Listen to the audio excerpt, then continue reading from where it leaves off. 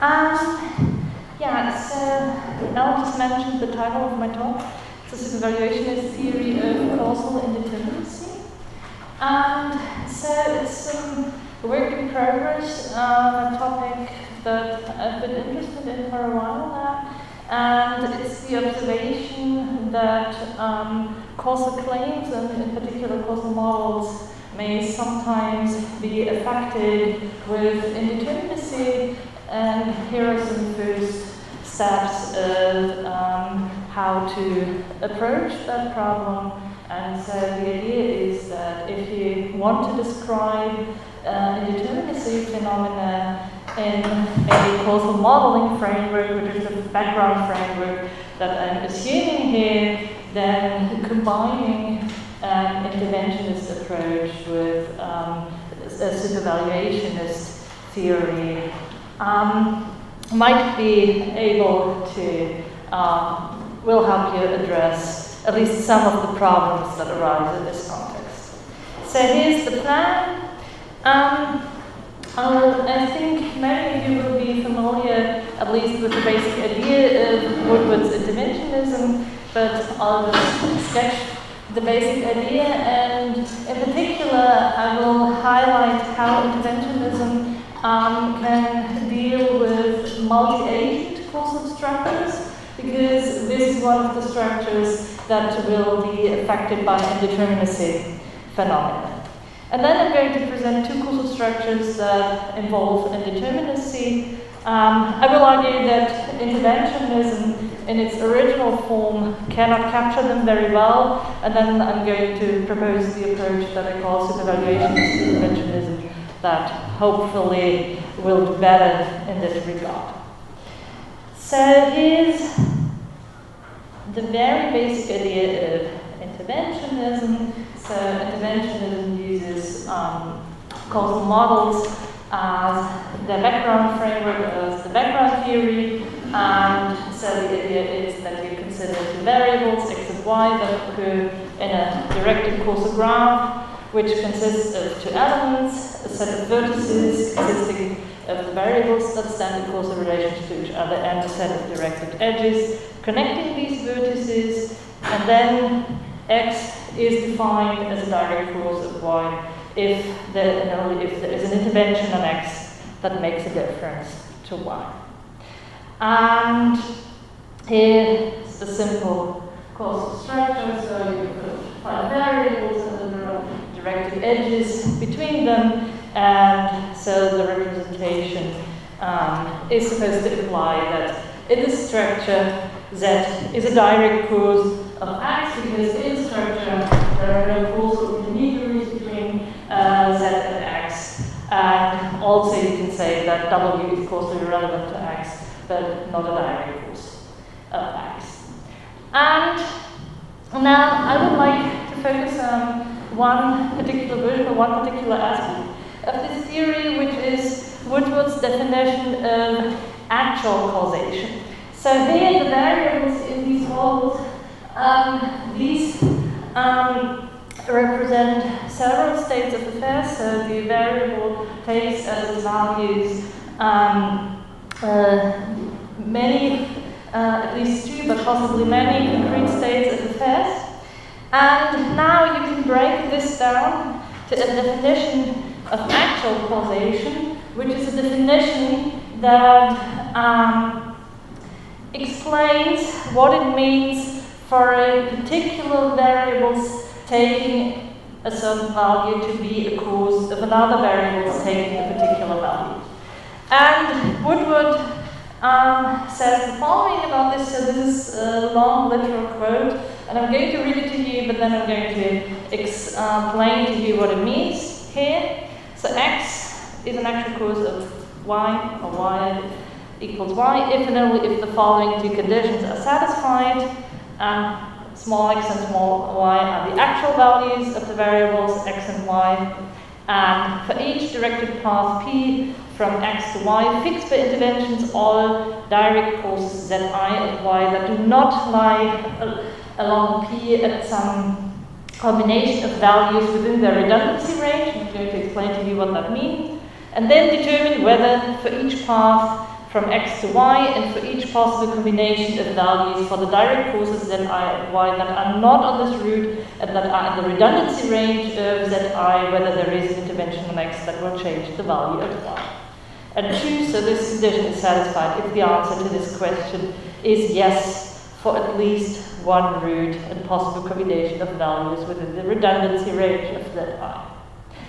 And in order to understand what's going on here, let's consider a simple voting scenario, which is a very simple version of a collective action case. So a philosophy institute is electing a new director. Ling is the only candidate.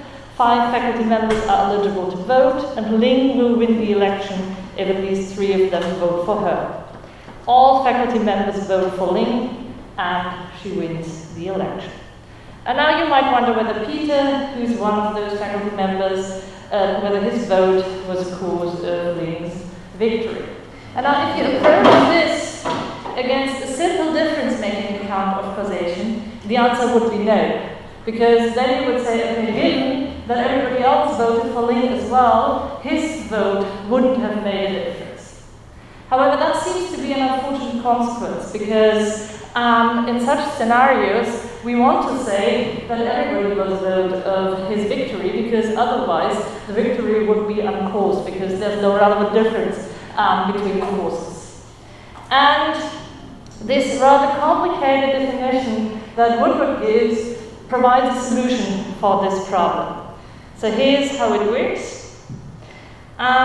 We can use these variables to describe the scenario. So x describes whether Peter votes for Ling, y describes a victory, and the z1 to z4 describe the voting behavior of the other faculty members. And then the causal graph is very simple, so it looks like this. And since everybody votes for Ling, the actual values of all the variables is, 1 is the actual value for all the variables. And now this notion of a redundancy range becomes relevant here, because now the idea is that you can change the values of the zi in such a way that Peter's vote becomes a difference maker for the effect. So what you have to consider here is the combinations of values for the zi that leave the xy relation intact. And now the idea is you can find a combination. So for instance, the one where z1 and z2 vote differently, and z3 and z4 vote for Ling, that reveals the dependence of Ling's victory on Peter's vote. That's the idea. So x equals 1 is a cause of y equals 1 because there is a combination of values of the z1 to z4 such that x becomes a difference maker for y. And this is actually the dimensionless solution to the problem of redundant causation that we find in the debate on counterfactual theories of causation, on difference-making theories of causation. So, just to repeat, so Peter's vote is a cause of Ling's election because we can combine the other causes of Ling's election in such a way that his causal contribution becomes a difference maker. Okay, so far so good. So far, there's been no indeterminacy. But now I would like to consider 2 cases of causal indeterminacy. One is a case that has been around in the literature for a while now. So I think the original description is due to Carolina Sartorio in a 2006 paper, and then Bernstein and Swanson have used this in order to argue that causal claims can sometimes be indeterminate. So here's a version of the case. It's a different case from Sartorius, but it's exactly the causal structure that she describes. 1 hour before the start of the 10 a.m. classes, the janitor of a large university building rules that the lighting systems in 4 lecture rooms do not work. Fixing one of the systems takes almost an hour, so he can fix at most one of them, and not feeling up to discussing with the lecturers which of the systems to fix, he decides to stay in his office and do nothing. 4 10 a.m. classes must be cancelled. And now, given the interventionist framework that I'm using here, I take it to be uncontroversial that the janitors doing nothing caused something. Namely, it caused one of the classes to be cancelled. And of course here you have to accept that there can be causation by omission or absence causation, but I think proponents of the interventionist framework generally accept that assumption, so I will do that as well.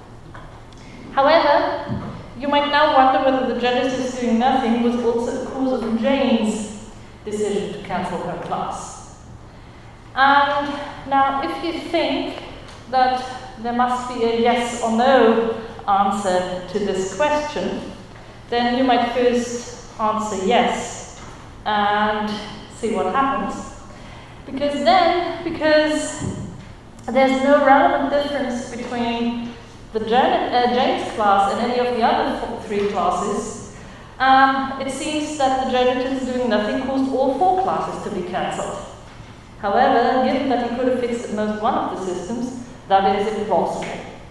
And so just in order to highlight why it is implausible, you might say, well, I suppose he, had to pay compensation for every class that cannot be taught, then it would be totally unfair to hold him liable for all 4 classes, because he didn't have a chance to fix all of them. All he could have done was to fix one of the classes. So it seems inappropriate to say that his doing nothing caused all 4 classes to be cancelled, but then it seems also inappropriate to conclude that his doing nothing was a cause of Jane's decision to cancel her class.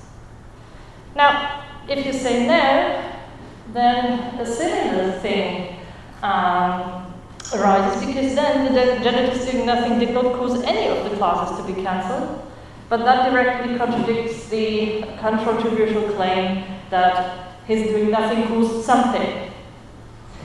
And Bernstein and Swanson conclude from this that the best way to solve this dilemma is to say that there is no determinate answer to this question. So although the janitors in action caused one of the classes to be cancelled, it's indeterminate which one. So just to be clear, so the indeterminate statement here is the janitors in action caused Jane to cancel her class. Now, what happens if we take the interventionist criterion of causation and apply it to this case? So there are 2 variables here that we can use to describe the situation. And these considerations about the redundancy range here do not become irrelevant because there are no additional variables. So it's not an overdetermination structure or anything like that. Now the question is, does x equals 1 cause y to be 1 according to the interventionist criterion? And here the question seems to be yes, because there is an intervention on x, that is the intervention that prompts the janitor to fix Jane's classroom instead of doing nothing, that makes a difference for y. And also, if you want to phrase this probabilistically, you can also say, well, his doing nothing increased the probability of her having to cancel her class.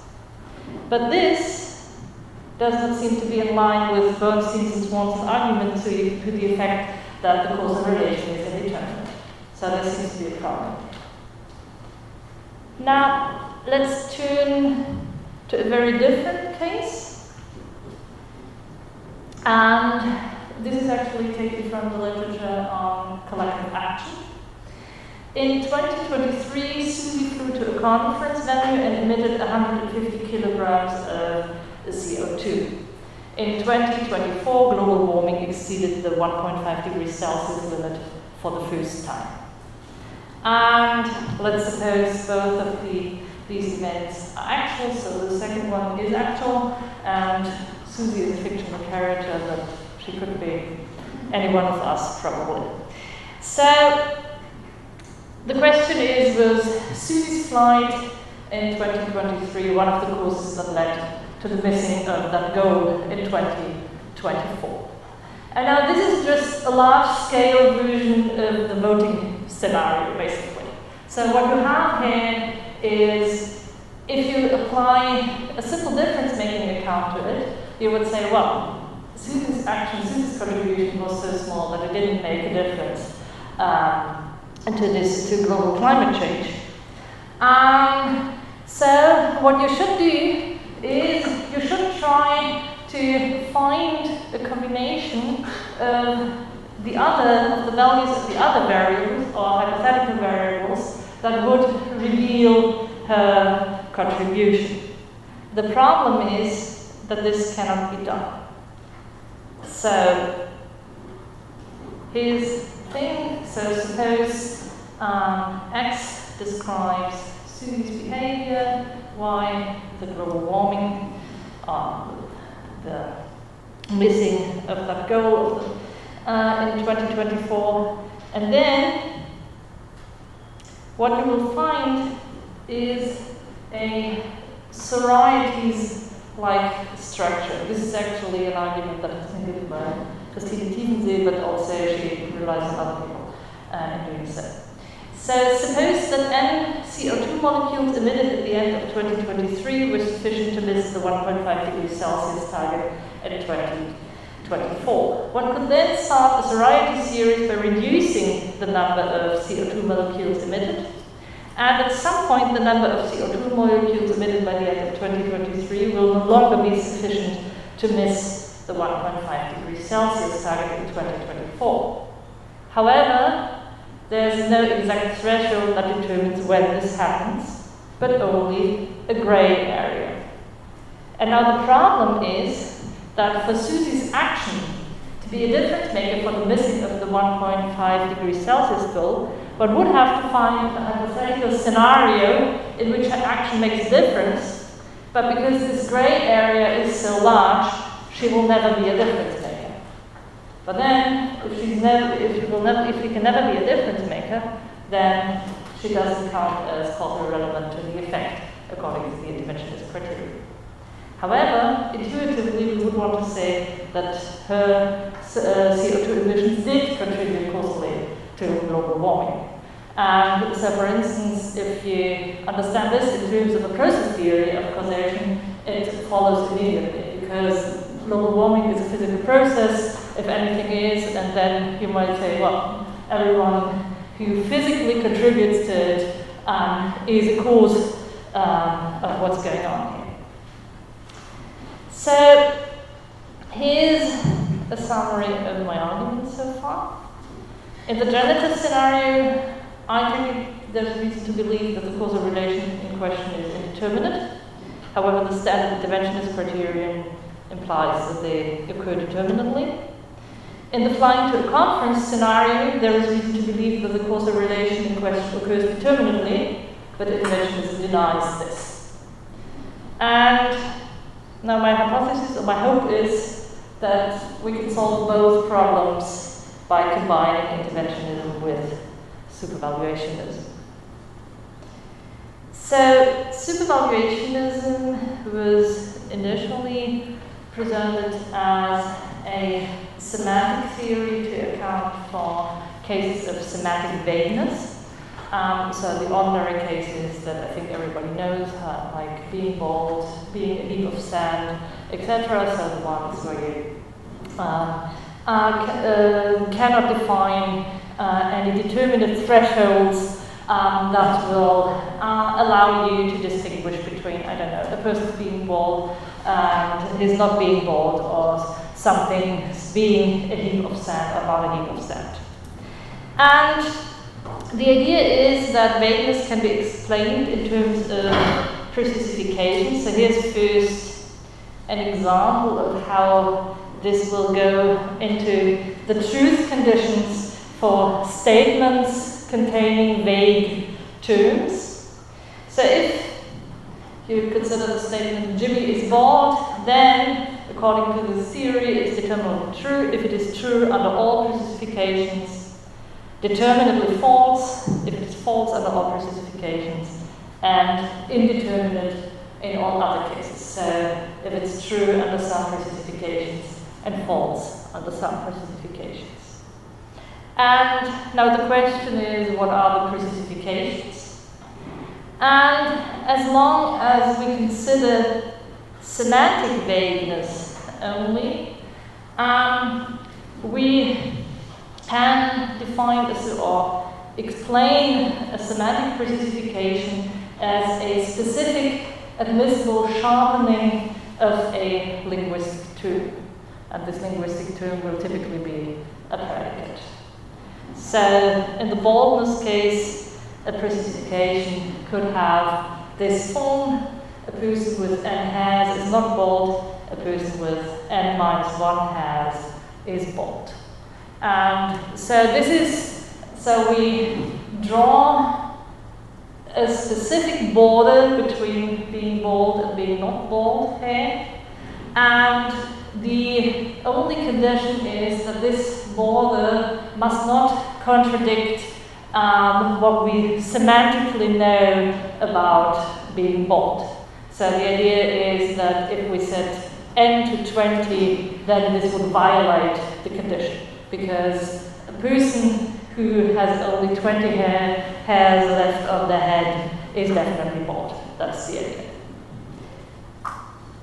Now, you might say, okay, so we just learned that we can apply this to predicates. So how about the predicate causes? It's a two-place predicate. Maybe we can just apply this theory to this predicate.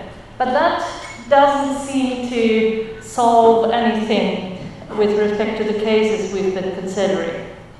So there doesn't seem to be a reasonable way to sharpen the term causes so that the genitor calls Jane rather than Kim to cancel her class. So the indeterminacy doesn't seem to be due to, I don't know, lack of semantic knowledge about the term causes. So there seems to be something else going on here.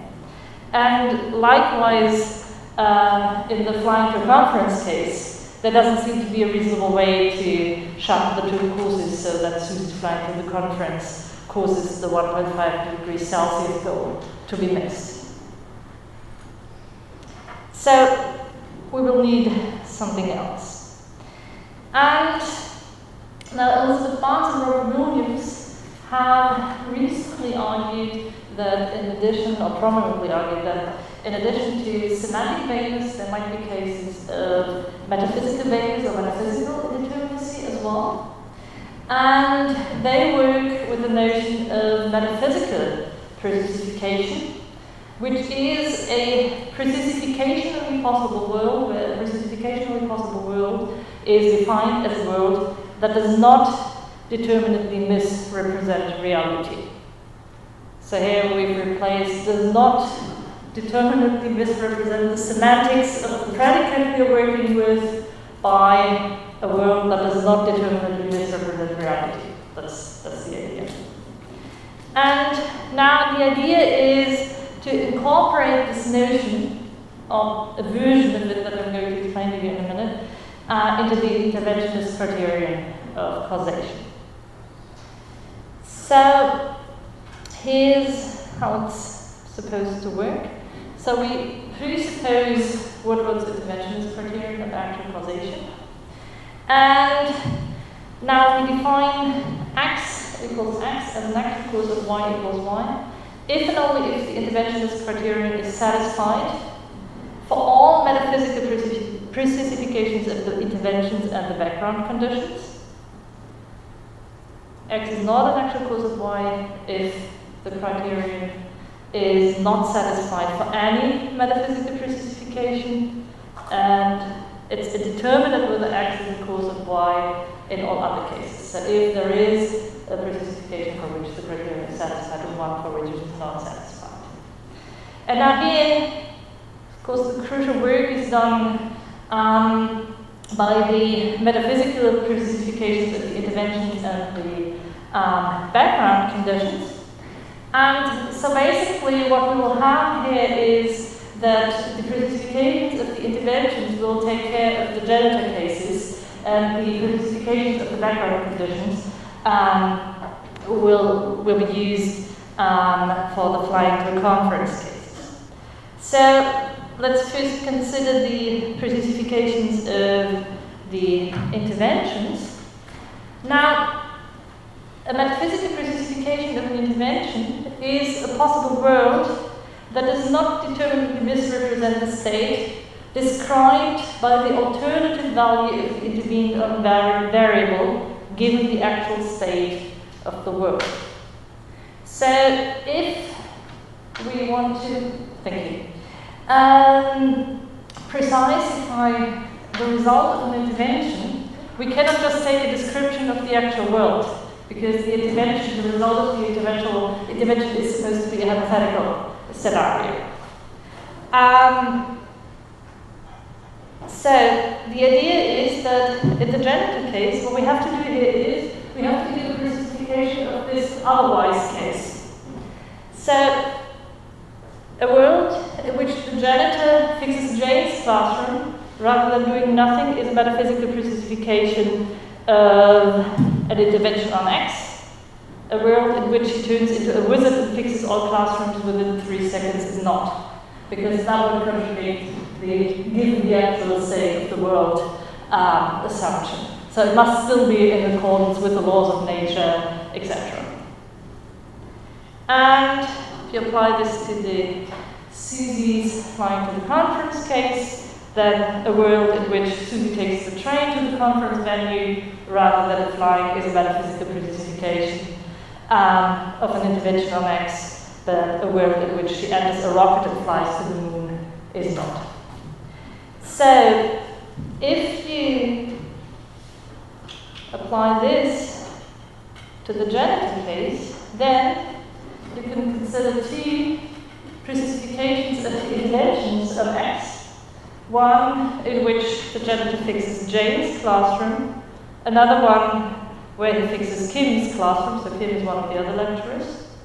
And then our criterion will imply that it is indeterminate whether X equals 1 causes Y to be 1, because under specification 1, X is a difference maker for Y, under specification 2, it's not. So the idea is that under specification 2, if he had fixed Kim's classroom anyway, it wouldn't have made a difference for Jane. That's the idea.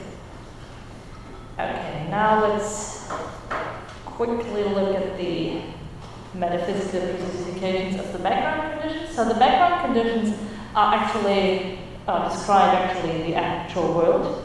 So here we pretty much take just Barnes and Williams definition. So that's a possible world that does not determinately misrepresent the state of the actual world. And so here, in the flying to a conference case, a specification of the actual world would be one where there is a determinate threshold value for the numbers of CO2 molecules that would have to be, that were required in order to cause global warming, or the missing of that goal in 2024. And of course, this threshold value n must be such that the state of the actual world is not determinately misrepresented. So it must be somewhere in this gray area we've been talking about before. And now,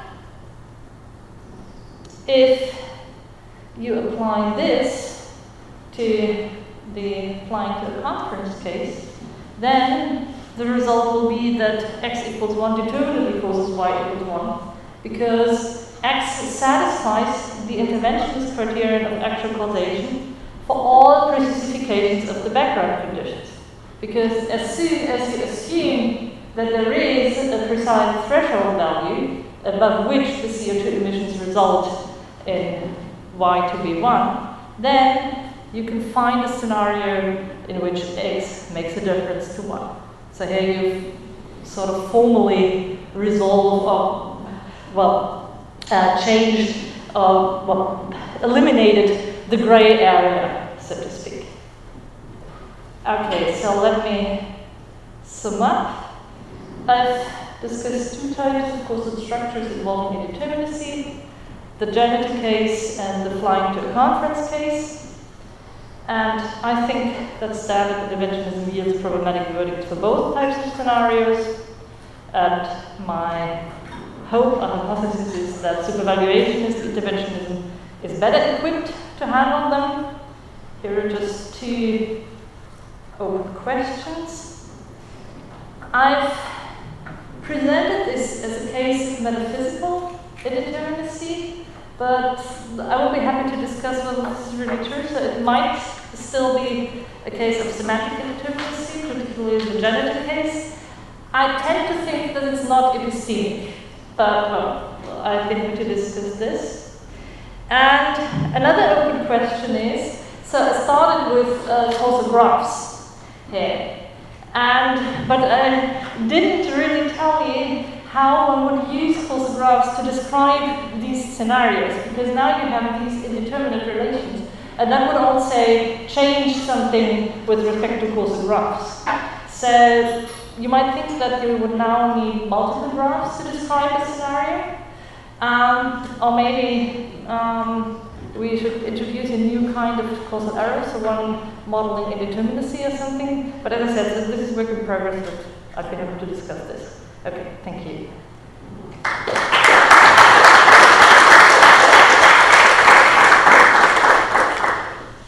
We'll have a comment from Alessandro.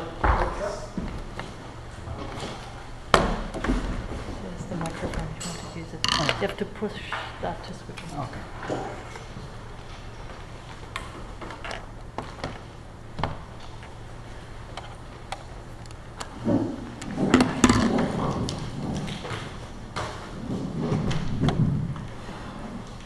Can you hear me? Yes. Okay. Oh. Here on the screen. Maybe that is the wrong one. Maybe it is. Oh, yes. Somebody charge it. Mine. Sorry. Good. It takes a second. Yeah.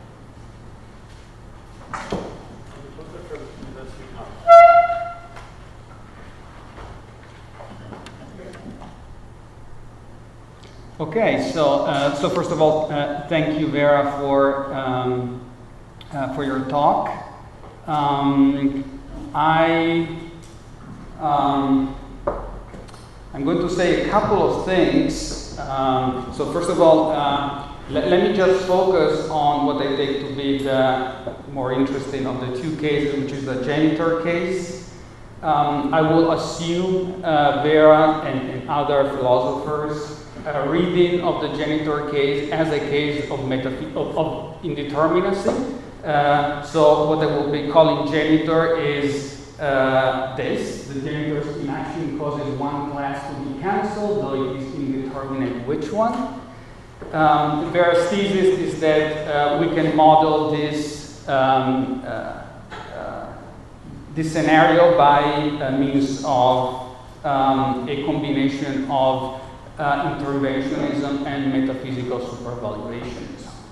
So I do not have any objection to Vera's thesis. However, I'm going to question the necessity of appealing to the conjunction of them. And in particular, I'm going to argue that it can be modeled, at least given certain assumptions, by interventionism alone and by means of metaphysical supervaluationism alone. So let's start with the first observation. Janitor can be modeled by metaphysical supervaluationism alone. Here is a way of doing it. Imagine that there are multiple ways of making the work precise. In each of them, our janitor has a specific class in mind. So in one world, the janitor would fix classroom 1. In the second pre-specified world, the janitor would fix class number 2, and so forth and so on. So in general, for each of these pre-specifications, say number n, that is a world such that had the janitor acted, they would have fixed room n. So they still don't act though. And so their inaction causes class to be cancelled in room n. So if this is granted, then the following sentence is going to be true in every precessification. Genitors in action causes one class to be cancelled. And so, because it is true in every precessification, it is determinately true. On the other hand, the statement genitors in action causes Jane's class to be cancelled is true only in some precessification. In particular, it's true in the one where had the genitor acted, it would have fixed Jane's class, and it's false in the other precessifications. And so the statement is indeterminate. All right. Observation number 2 is that genitor can be modeled by interventionism alone. First of all, let's review why Vera thinks that interventionism alone cannot do that. She offers a model. In this model, there are two variables, x and y. X is the genitor variable, and y is the classroom variable, Jane's classroom variable. So x takes y if genitor does nothing, 0 otherwise. Y takes 1 if Jane cancels her class, and 0 otherwise. And in actuality, both take value 1. Okay? And Vera says there is an intervention on x, namely 1, where the janitor fixes Jane's classroom, such that switching from 1 to 0, the variable x, will also lead to switching from 1 to 0 on the variable y. And so that in this sense there is dependence of y on x. Now, given a simple characterization of this dependence in counterfactual terms, that means that the following counterfactual is true, where if x took value 0, then y would take value 0. And so, if that is true, then Jane's inaction, the janitor's inaction causes Jane's class to be cancelled is true against the indeterminacy that we had seen being attributed to this scenario. So two sub-observations. The first one is that if we want to show that interventionism cannot model this kind of cases, such as janitor, we would have to show that there is no interventionist model that captures the causal dependence in the correct way. Whereas here we have only seen one model, which, according to Vera, does not capture that dependence. The second sub-observation is that whether the model that Vera has offered is indeed inadequate depends on exactly how we understand the semantics of counterfactuals, which have been used to model the dependence between variables. So let's use a Lewisian semantics where counterfactual, if phi then psi is true, if and only if every closest phi world is a psi world. Now, the counterfactual that we saw, if x were 0, then y would be 0, is false, because among the closest worlds where x takes value 0, so the janitor does act, there is one where Jane still cancels her class. So Jane's inaction causes Jane's class to be cancelled is false. Now let's switch to Stalnaker style semantics. Here, if phi then psi is true if and only if the closest phi world is a psi world. Now let's assume that the closest phi world is a referential term. Now take the closest x0 world. This expression is referentially indeterminate because there are multiple closest worlds where the janitor does act. In some of these, y takes value 1, so it doesn't change. And in some of others, y takes value 0. depending on whether Jane does or does not cancel her class. And so the counterfactual is indeterminate, semantically indeterminate.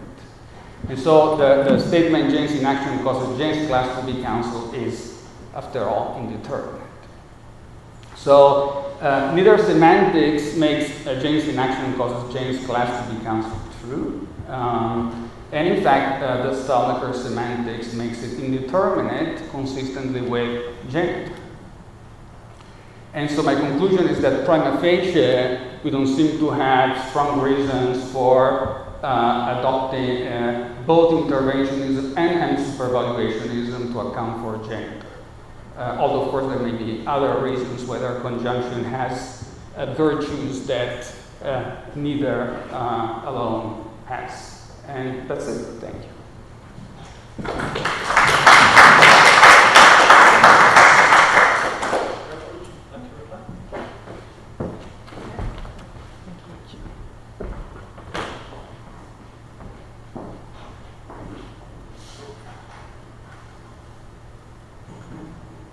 Okay, so thank you so much. So this is really helpful. And let me just say two quick things about this. So about your first observation that we could model this using supervaluationism without interventionism. I think I agree here, but I think it depends on what you're aiming for. So if you're aiming for a theory of causation, you would need something on top of it. So if you just supervaluationism, then you would still need a theory of causation to evaluate the causal claims that occur in the precipitations. Yeah, but maybe we can discuss this. About the second observation, so can interventionism really not handle this case? So this is a very tricky issue, and I think it really depends on how you understand the criterion. So if you understand the way I did, so that there are several possible interventions, then you would say, okay, yeah, it's determinably true that there is one intervention that will give you the result. If you think of it in terms of conditional probabilities, you would probably also get that result because the derivatives doing nothing increase the probability of Jane's having to cancel her class. However, and this is the interesting thing, if you think of it in terms of counterfactuals or in terms of structural equations, which describe, or some people take to describe the situation, might be less clear. So also if you try to find a structural equation that describes that situation, you might have a problem as well, because you cannot simply just equate the value of the delta variable with the Jane variable. And then you get a problem or an indeterminacy that is analogous to the one that we pointed out with respect to counterfactuals. So yeah, I think I have to look into this deeper. Okay. Thanks. So we've got 15 minutes for Q&A. Start over there, and please others. I'll make this. Thank you. I'd like to pass over this microphone, if that's right.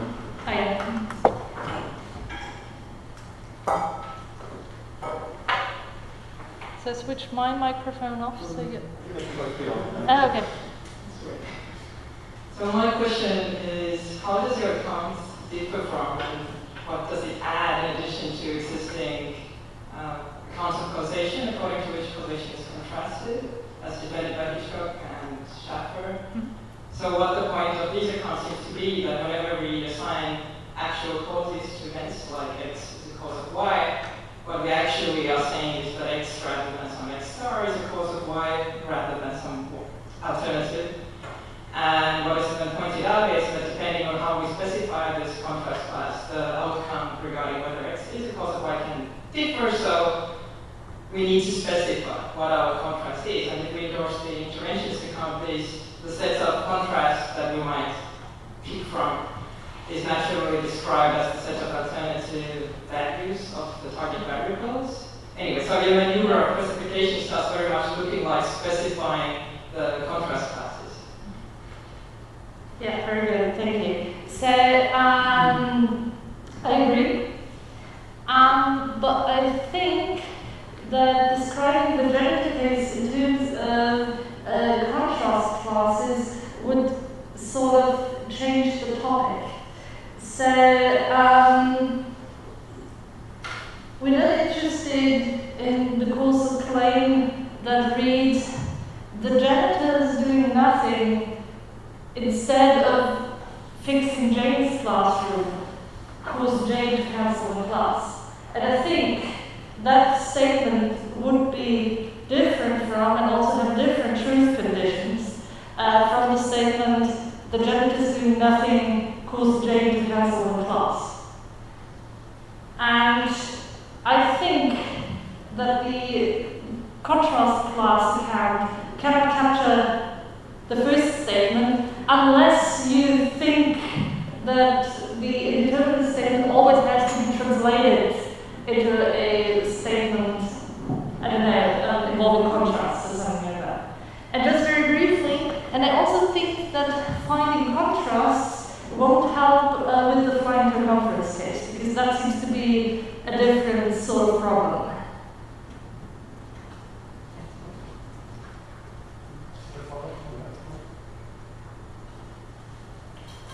I was wondering, you can instead say, you can even admit that all bad causal claims are eliminable for contrasted ones, but then say, the claim I'm focusing on is the gender doing nothing rather than something is a cause of Jane's class not happening rather than happening, and say that that should come out as indeterminate. Certainly there are determinate contrasted claims in the theory. The claim you're focused on is the indeterminate sounding one. And you can maintain that even while admitting that all causal claims are elliptically contrastive or explicitly contrastive. Okay, I agree. That is helpful. Yeah, thank you.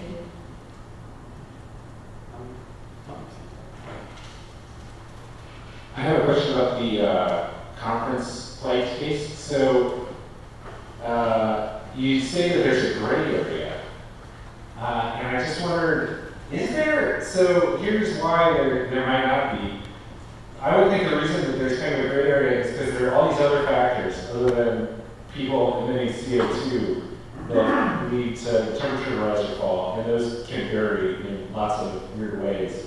You know, like how much cloud cover there is and stuff like that. But I thought if you're an interventionist, can't you just build this into the model, and then there's going to be some setting of the variables such that this flight with that variable setting is what determinately does it? Like, does that make yeah, might be true. So actually, the underlying assumption of the case is that even if we explicitly model all the background conditions, etc., the vagueness will remain because one CO2 molecule won't make a difference, and then we start this psoriasis series. But I can see that this claim might be challenged. So then, I mean, a way out here would be to say that eventually it's an indeterministic process, in the sense that even if you know, or if you determine all the other factors, you won't get a precise threshold. But yeah, I don't know. Yeah. Okay. Thank you.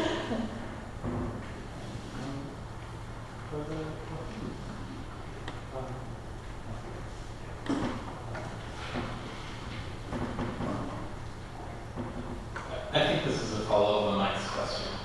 So, when I think about causation in an ordinary sense, ordinary context, it seems very intuitive, that there are causes and effects. But then whenever we try to do a philosophical analysis of what causation really is, no matter where we start, we run into the follow-up problem. There are always counterexamples. Because when we specify cases really precisely, you can always find something that gets tricky with some account.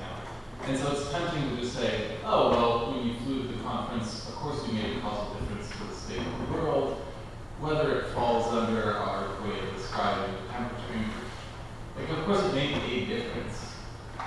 But maybe we should just be happy to say, well, causation is this useful concept that we use in certain ways, but sometimes it breaks down. And so no matter our account, we run into problems. And I don't know what I'm supposed to do with this. Do I stop theorizing about causation? Do I continue doing so, just being aware of its limitations? I'm really curious what you think about this general sort of quantity that I put myself in. Okay, yeah, thank you. So, I'm very sympathetic to the view that they're proposing. So, in particular, if you look at the debate about contractual theories of causation, that people have come up with product examples, and at some point nobody was able to understand those product examples any longer, and nobody had any clear intuitions about them any longer. However, I think, or I hope, that these cases are not like this, because my hypothesis is that there are different types of causal structure that involve indeterminacy. And so that's different from just having one very recherché counterexample that, refutes a theory. So that's one thing. And the second thing is, I think that this flying to conference case really does matter, because people connect causation to responsibility. And so actually these cases were originally discussed in the context of collective responsibility. And here I think, so they're not that far-fetched, and it would be good to come up with a theory that can cover these cases that well, and also ideally have the implication that people who fly to conferences do have do not only make a causal contribution, but also have moral responsibility for what's going on. That's very helpful. Thank you. Just to be further, I wanted to ask about something. So, this I guess is in the same general spirit as Alessandro's question or comments along the lines of do we need the metaphysical classification machinery? Because it's struck me that there was kind of two different sources of indeterminacy in these two cases. That there's a kind of one where the kind of world, the non-causal factors of the world are potentially indeterminate, versus the one where the indeterminacy is coming no matter how much you precisify all the other features of the world. So is there a case for kind of treating those two things differently and having like a, rather than going for one unified treatment in terms of the metaphysical classifications? Yeah, thank you. So I'm a little undecided about this myself, in particular because since I even need two different notions of classification to cover the two cases. And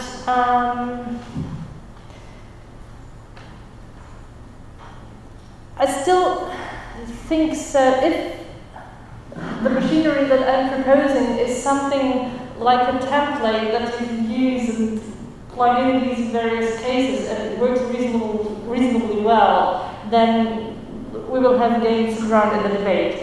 But I agree it might be that eventually there might be good reasons to keep the cases separate because the structures are very different from each other. And yeah, just to come up with different theories of what's going on here. But yeah.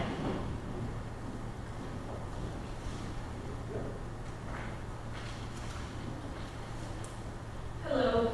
Yeah, thank you for a very nice talk. I really liked the flight case because exactly as you say, I think it makes a difference, it matters, and so that's why it's a nice case. And I wonder what you think of, so we have a person who's flying to a conference might or might not make a difference to the overall climate change. And then what if we had also like a company producing some amount of other things? And so then you can accept that we have this vague region where a small difference in CO2 emissions doesn't make a difference, since we have indeterminacy, but for the company, you can say that it definitely makes a difference even with that vague region. And would it be okay just to accept that the company is a causal factor and the flight is not for this reason? Yeah, so thank you. So I agree with everything you said except for the conclusion. So I totally agree that there might be cases that if you consider a very big company or, I don't know, the actions of the government of a whole country or something like that, that will make a difference maker, that will be a difference maker even if you don't, or even if you think that there is this grey area. But then again, I would say structurally, there is no difference between that big company and the single person flying to the conference. And also, if you're already into this indeterminacy business, there will also be no clear boundary between the two, because then there will be borderline cases where it's indeterminate, where the agent transcends the grey area or doesn't. And this, I think, is reason to treat them alike. Any further questions? Out of time pretty much anyway, so let's say thank you, Vera.